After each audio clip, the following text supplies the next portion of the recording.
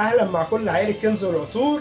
النهارده جاي لكم فيديو جديد وبقول لك ازاي تختار البرفين على حسب نوع شخصيتك. يعني ايه يا احمد؟ يعني هل كل شخصيه بيتناسب معاها نوع برفين معين؟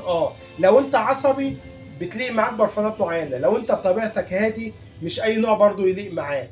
فعلا زي ما احنا ما قلنا دايما، البرفانات من اكتر الحاجات اللي بتثبت الذكريات معانا.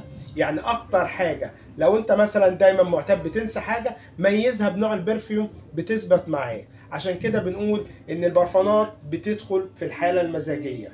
طيب ايه هو يا احمد ده وايه هو ده؟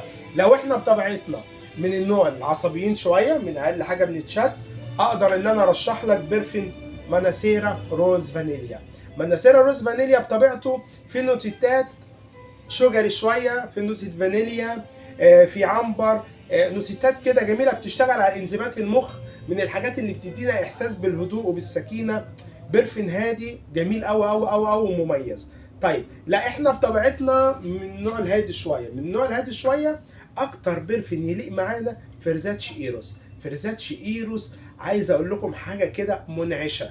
انت هادي بتفوقك بتنعشك، فيها نوتات بحريه مع نوتة حمضيات، حاجه كده خيال، بتظبط المزاج وتعلي المود.